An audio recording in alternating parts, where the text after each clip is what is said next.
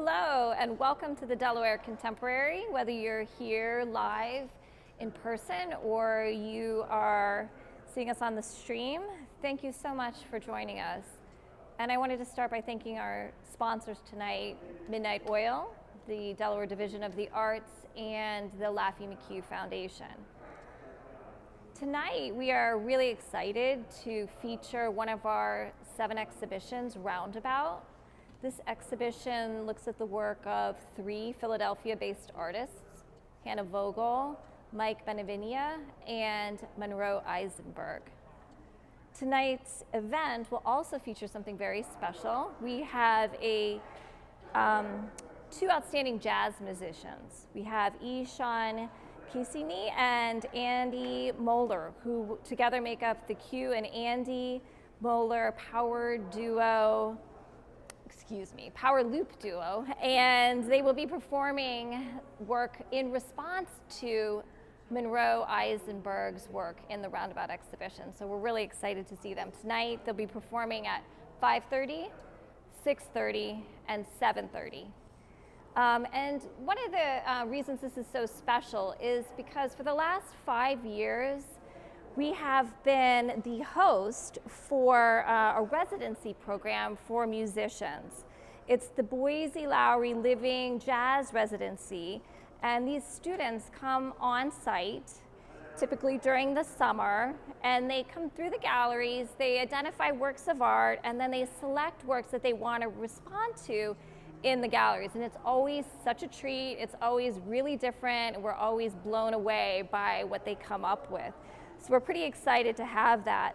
Jonathan Whitney, who's the architect of the jazz residency, is actually here tonight on site, and he is going to have a conversation with Monroe Isenberg about his work and about the performances that you're about to hear. So I am pleased to kick off the evening with the Q and Andy Mohler power loop duo, beginning right now.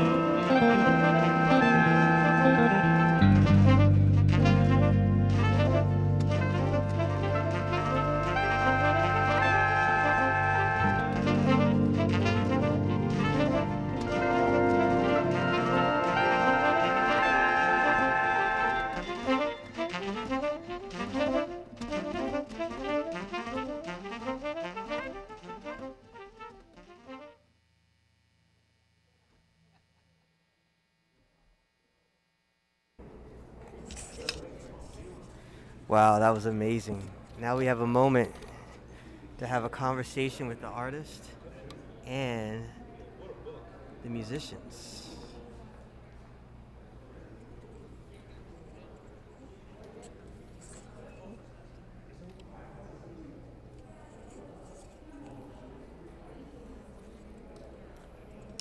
So, Do I just hold it? yeah, we'll just hold it. Okay. Yeah, once they come over, we'll pass it over to them. Okay, cool. Yeah.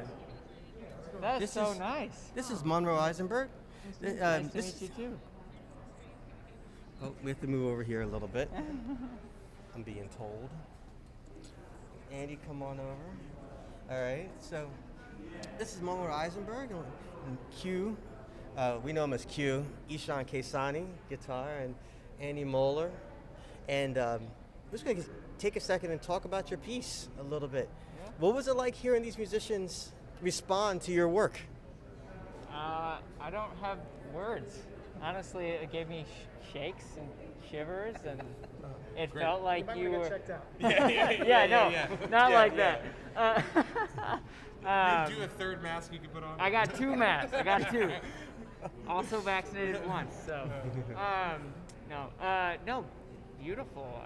There's not many words that I have. I think that I was vibing hard, and I felt like you really captured not even the motion or the, I don't know if I'm speaking loud enough, but the motion or the aesthetic of it, but also the feelings that I was feeling, especially in Sefer. I was listening to a lot of music actually very similar to what you were making, and I really feel like it captured the feeling that I was embodying, and it was fun for me to think about what piece you were responding to, and then how you built your own worlds from that beginning, and how it brought your own language and your own sound into it. It like made me want to do something along with you at the same time. And you did though. Your energy. I didn't know you were the artist. You didn't know me. Like, you weren't wearing like an artist hat or anything like that. No, you don't have like a shirt name tag that says I am the artist. But that inspires us. Like seeing that people are getting something out of it and grooving on it some way, digging it, whatever like that. So you kind of like did this work art too. We can't take any credit for it. No. I have to say, I was actually really, really inspired when I went in. And so what is remind me the name of the wooden one? That's Mach 23. Man, I was really quite inspired by looking at that and just seeing the, what I can only imagine, like the process that went into building something like that. And so I actually, it brought to mind some very specific sort of melodic ideas that I used kind of throughout the whole like half an hour that we were playing. That when I looked at your piece, it made me think a certain thing immediately. Just kind of a small motif, and I was able to build that into like everything that we did. And I felt really, I just kept thinking about just kind of a mental picture of this big sort of uprooted thing, and it was really inspiring. So I really enjoyed the art. Thank you. Yeah. I mean, can you talk more about? Or I'm curious to hear about what, like specifically, you built into it, like, because I recognize like the building, and I hear it, but I would love to hear you both talk a little bit about that. Shawn, can you contribute to that? 'Cause Sure. I mean, I have some ideas, but I'm curious to hear what you say. Well, like the wooden piece is layers. It's like but not like vertical layers. It's like almost like circular layers. And so, like there's a harmonics on guitar aren't like traditional notes. They're where you just kind of touch. It's a natural aspect of the instrument. And so I was inspired to start with that kind of sound. That's like our whole first piece, which is probably 10 minutes long, started and kind of ended with that. And it's like harmonics are very, they're organic. They're like, and your piece brings up imagery of trees, but also uprooted trees. And it's like, and I think the whole concept of what art can be different for everybody. And so I see the uprooted, like organic aspect of it, but it's also like static. It's also held in place too.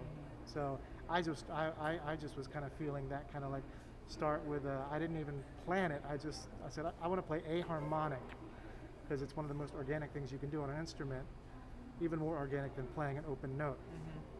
And so that's just where it started, and it felt like it needed to be something like, at least at first, very like major key, very like almost like Americana to me.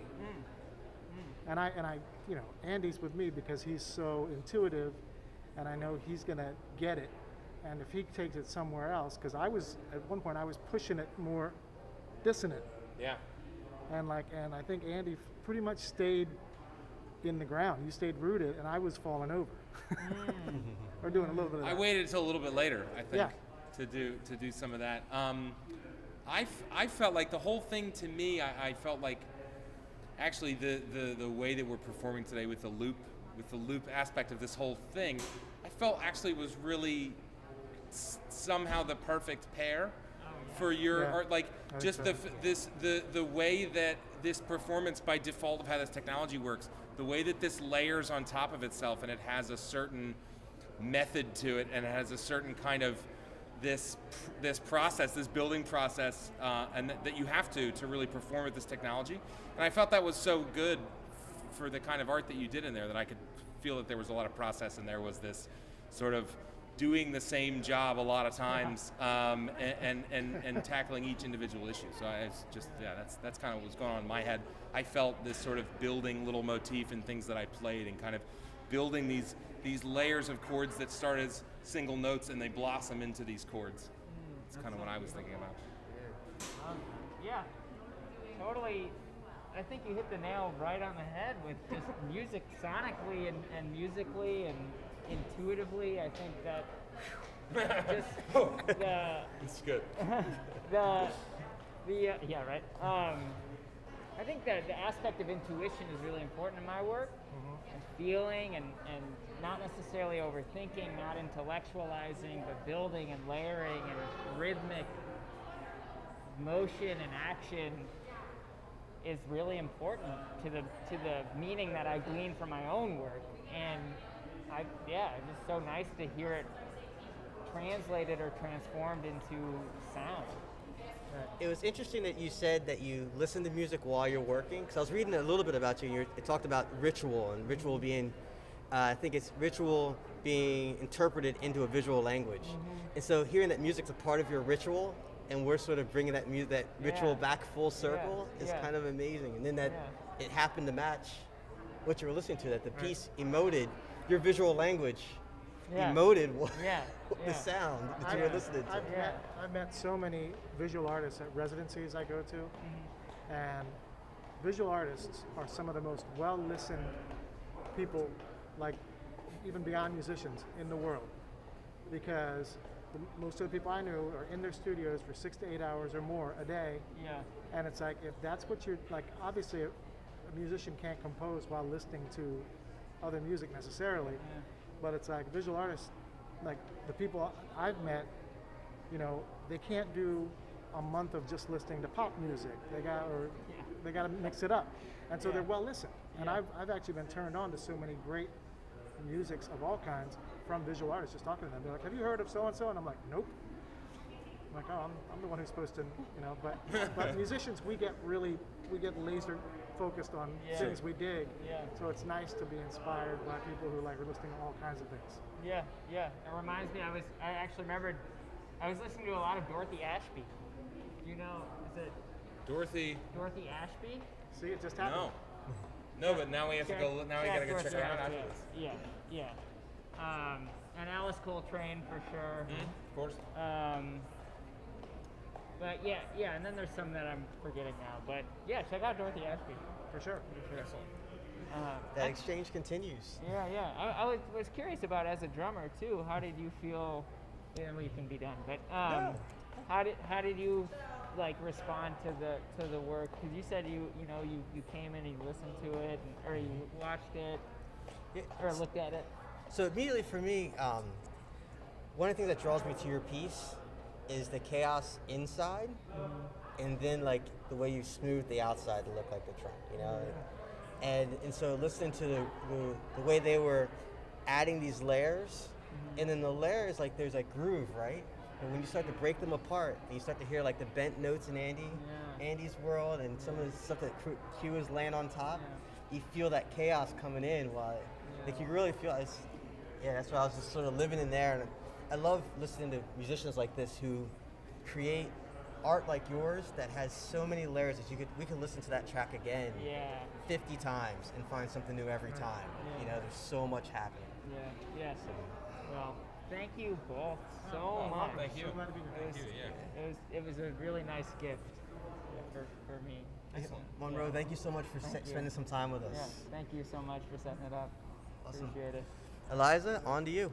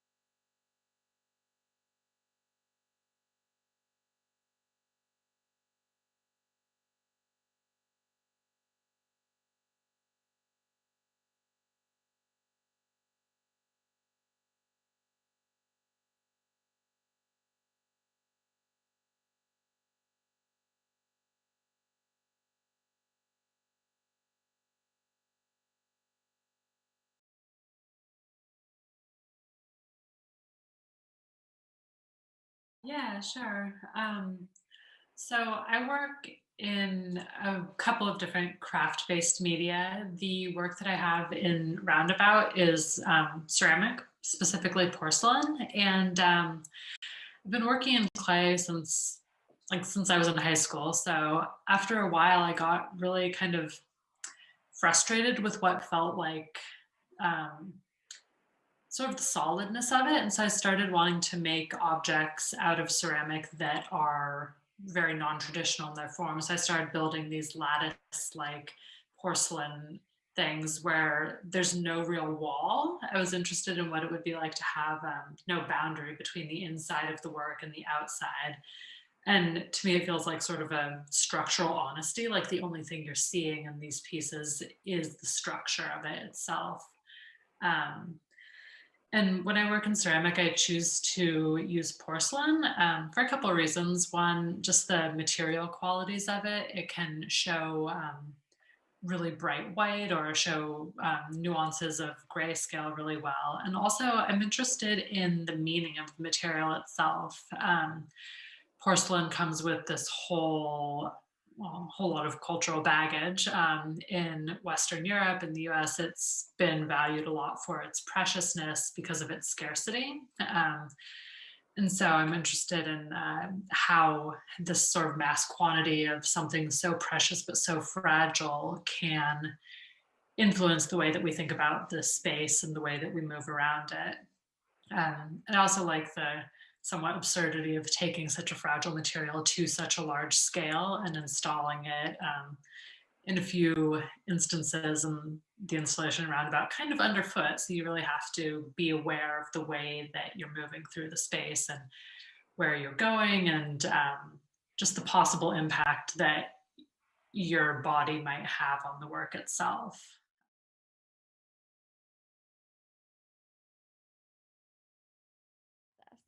Um, yeah, I grew up in rural Northern California with like in redwood forests and these really dramatic landscape environments. And so I've thought a lot about how these immersive natural spaces have influenced my own personal sense of space and self and the way that I move my body through the world.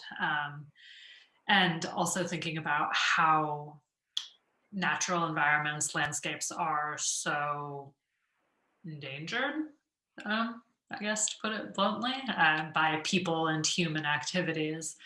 And so I'm thinking about that in a more metaphorical sense of we need to take care not just of ourselves within the space, but also of the space around us. So in terms of my ceramic work, I don't take direct visual inspiration from the landscapes, but more that sort of like emotional, metaphorical sense of who we are as humans with agency, destructive potential in relation to landscapes and environments.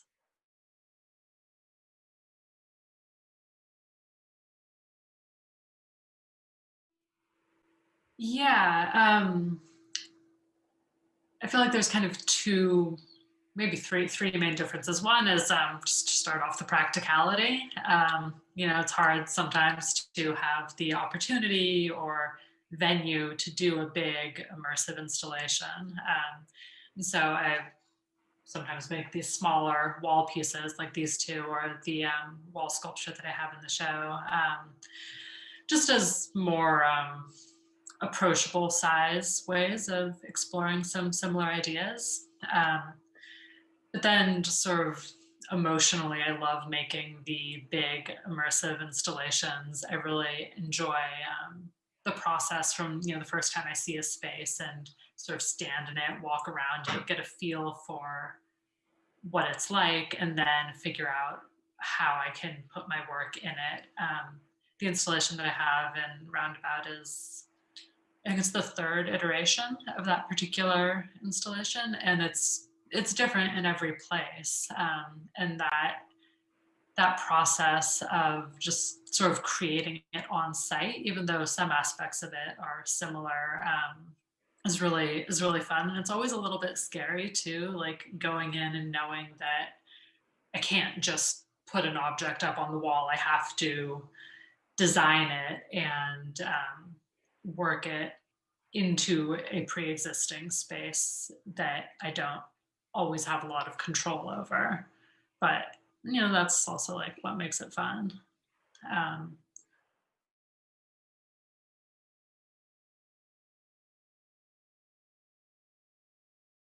yeah, so talking about kids rolling out Play-Doh, on the right side here is just a bunch of porcelain coils.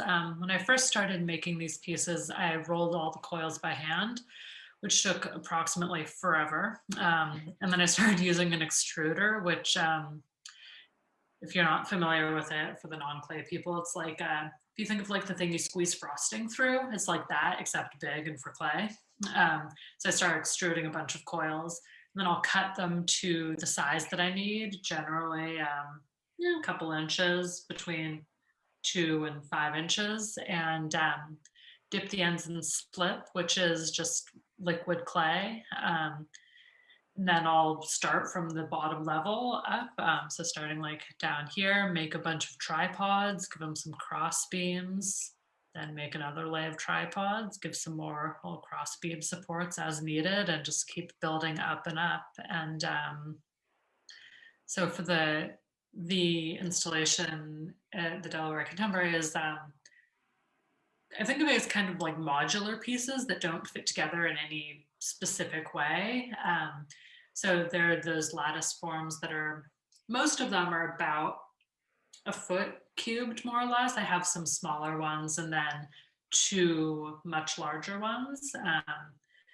But yeah, when I'm building them, I'll just build up those forms, fire them very carefully, and then assemble them on site as needed. Something important about building that way, though, with any type of clay, but especially porcelain, is I use paper clay, which is just clay that has paper of pulp of some kind mixed in. I literally use toilet paper, not fancy. And so the paper fiber in the clay gives it a little bit of extra structural integrity so that you can actually build those much more delicate, precarious forms without it falling apart before it's fired. And then after it's fired, the paper has burnt out and you can't really tell it apart from non-porcelain or non-paper clay. Yeah, it's very sort of meditative and can't have too much coffee before doing it. You have to have very steady hands.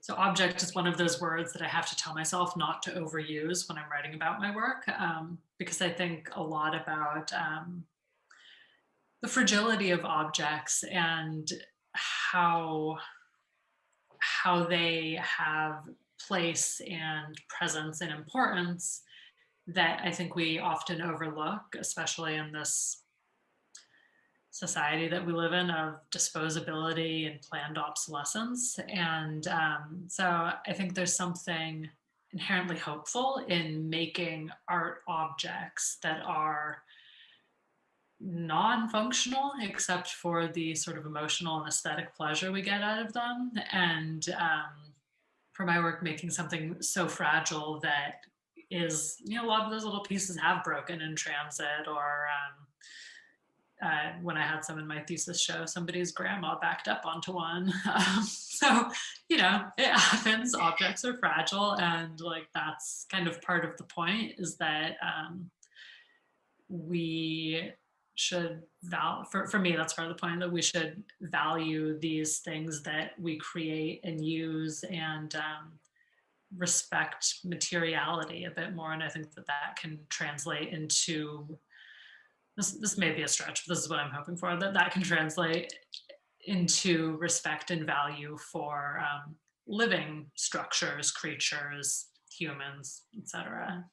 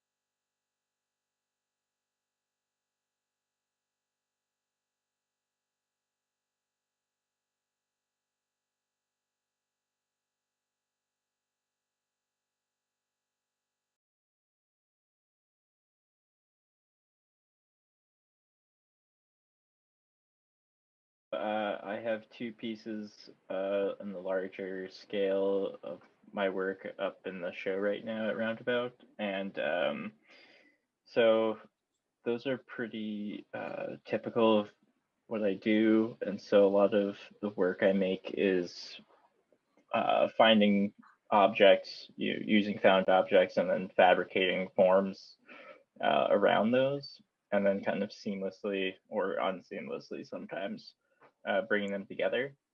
And so a lot of it is based around building structures for things. And so, like with the large staircase piece, Flight Redirected, that piece started with making the two staircases and then finding a way then to have them stand up, and so that whole rest of that structure was made for that piece and became like an armature for that piece essentially.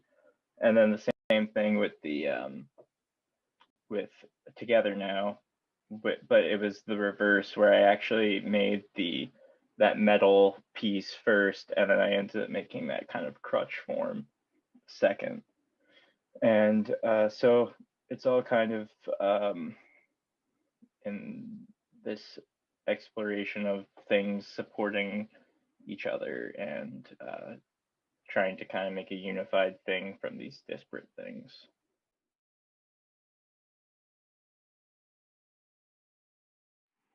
So I don't do any kind of prep in that way. It's all just I don't make a lot of work that is very meticulously planned out from the get-go. I tend to get really bored with things when I make work like that, and a lot of my work, it needs to kind of shift and change. And even when I start off with a very clear idea, it never ends up becoming like this final end product. There's always the evolution while you're making it, and that's actually my favorite part. And that's always kind of where the generative for other projects and new ideas come from. And so all of the work is just it's all just retro engineering and trying to make something work after the fact. So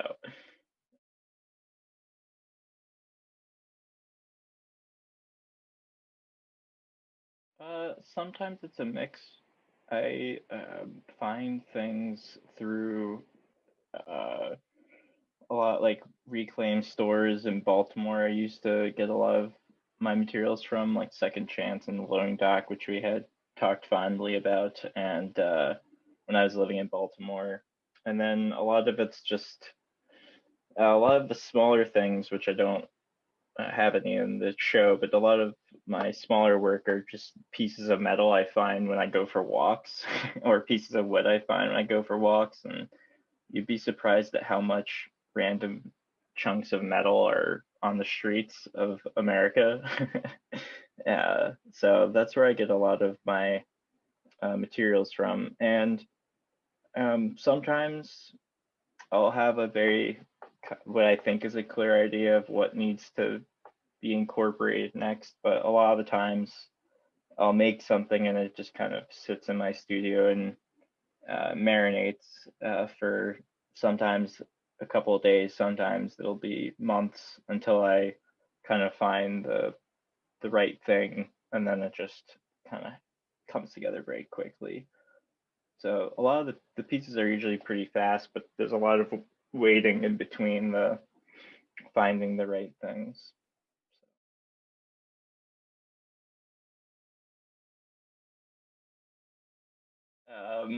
Well, so that piece actually was one of the last pieces that I had put into my thesis show, and when I showed it, it was sans cable, and one of my colleagues' kids were like running around in the show, and I was just in such a fog of putting up the work that I didn't think about it. And then one of the kids was like shaking the wooden crutch, and like it didn't fall down at all, but I was just like, oh my god, I do not want to be Richard Serra here.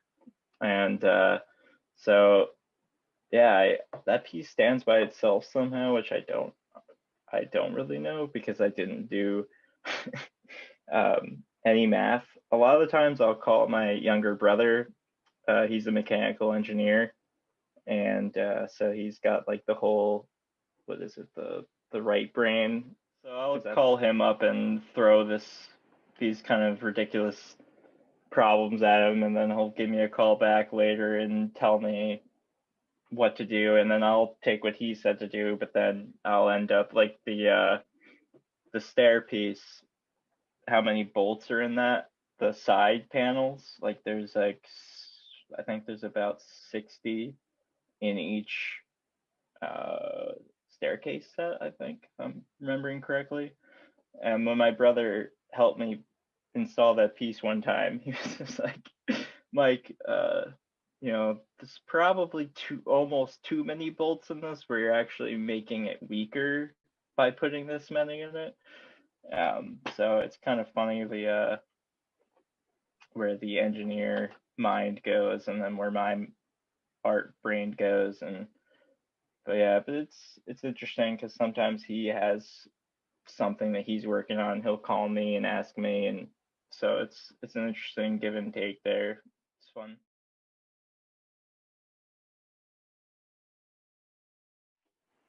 Uh, so I think that a lot of the work that I make is actually kind of more in like my scale-ish. So it's not typically as super large just because I only have enough room for a few of those kinds of pieces.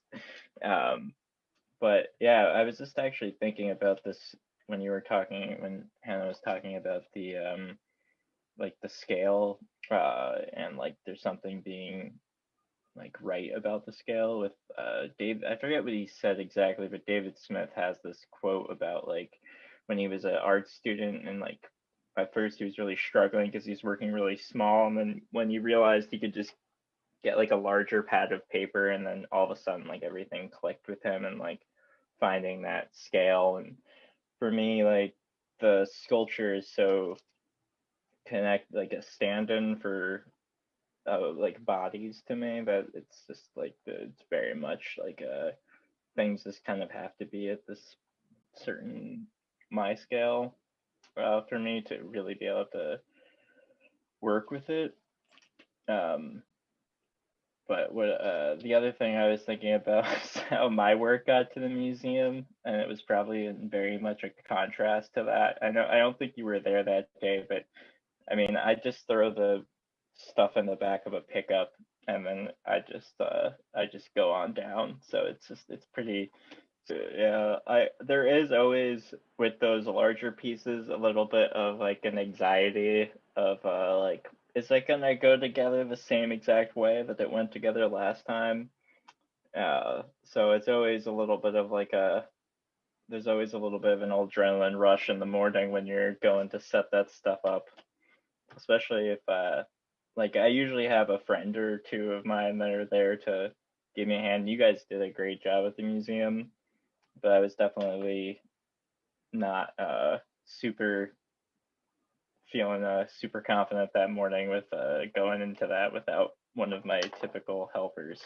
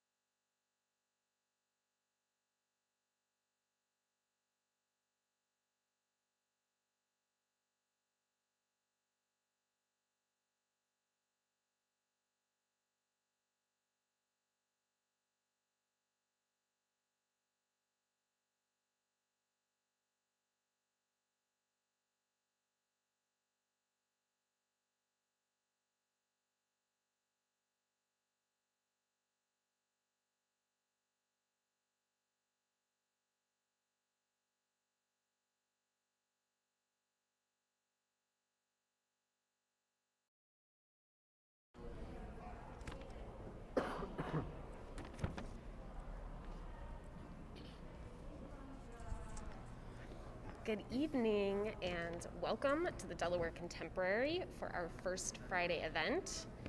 And I am Chase Doherty, the curator of contemporary art here at the Delaware Contemporary.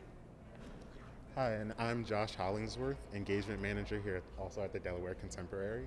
And for you folks at home, we just wanted to debrief you on Roundabout, and I guess to start, we'll talk about the installation process.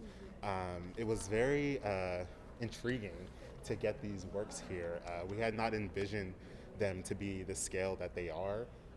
And for me, funny story, is I came into the storage room where we keep our works of art, and Monroe's piece was completely deconstructed. And so I reported to the executive director and I said, hey, did Monroe's piece come to the museum like this? And so yes, to clarify, his piece was that it was very intentional. And so to watch him assemble the piece again, that process was interesting. You can only imagine that it's going to be different every time. And so I'm interested to see how long that work's going to continue to be exhibited. And we've been fortunate enough to have it here. So we've kind of jumped the timeline there. And so to speak to the works being together in the gallery, I was very intrigued at the fact that the artists, they really wanted their work to speak to each other. Hanna Vogel specifically, she was one of the first to install her work of art, and then Monroe, and then Michael. And so we circled back with Hanna once the other works were installed, and she said, hey, I'm not happy with the placement anymore. Can we move my piece closer to Monroe's so the dialogue is greater? And so that interest from the artists is amazing, because we think about that as a curator or an organizer, but the artist to take that extra step, that was nice. And it really added to the show. There was so much more dialogue because of that contrast. And we were so happy that she made that suggestion and really kind of took the initiative to talk to us about that, because it really makes the show much more dynamic. Mm-hmm. And so for you guys at home, I hope you're watching the B-roll that we have on the side, but Hanna's piece, they're all different in tone. Mm-hmm. So there's pieces of her porcelain that are closer to white, but also closer to the grayscale. And you really get that sense of balance when you're actually in the space. Yes, and so just to speak a little bit more, this was one of the very first kind of new juried opportunities that we had here at the museum, and kind of how we're moving forward. And it was such a great opportunity because we really had access to different artists that we had not had before. And we got so lucky with these three artists, and especially how their work contrasted one another. And for those of you at home and who have been able to make it into the gallery space, Monroe Isenberg's work is this really beautiful wood piece that has, the materiality of the piece is so heavy, but it's suspended so beautifully, it makes it look so effortless. Right. And then in contrast to Hanna's piece, which is so fragile, right. But it feels so grounded. Mm-hmm. And then Mike's piece, it really wraps everything together. It really wraps everything together, and all of his works are these found pieces that he is really using to question the functionality of the work and his sculptures, and the placement of them within this space is, it's just all around a very dynamic show. Right. And would you say they're bringing light to these materials that are kind of mundane to others? Yes, definitely. Right? Yes, and that goes in line with our theme for this season, which was objectivity. And we really, within our jurying process, from the concept, we didn't know what this show was really going to look like. We really wanted to wait to see what the artist spoke to us. And in pairing these three artists together, materiality just really rose to the top. And we loved the different ways that the artists were thinking about the objects that they were using in order to create the works that they did and the results of them. So yeah, it went very well with our theme for this Right, season. right. They definitely did drive our what we were thinking. You know, we had our own perceived notions, but they really helped to set the tone, and it really turned out to be an amazing show. Yeah, and I think too, when we were talking about Monroe's piece with the scale, when we started, that was kind of the anchor point for this show. Right. And then we didn't really realize how large all of the other works would really be when they were in conversation with one another and in dialogue. And within that space itself, it really speaks to, it's just wonderful. Right. So if you guys have a chance to, come check out the exhibit, I believe it's open to the end of the month. It's just really a great space to be in, and we're excited to keep on collaborating with these artists. Yeah, it's Thank you. wonderful. Thank you.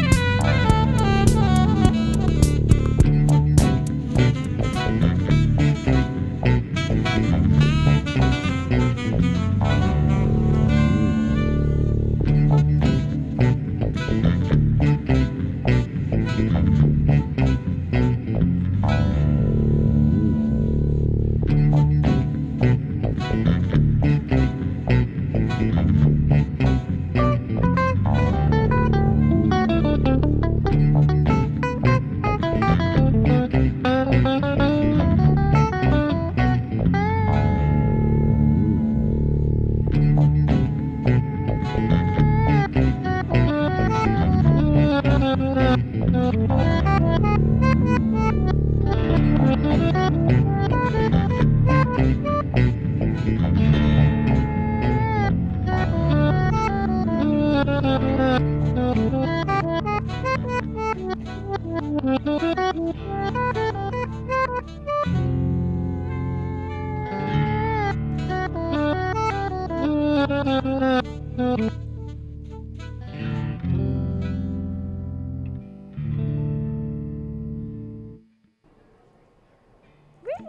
Hey.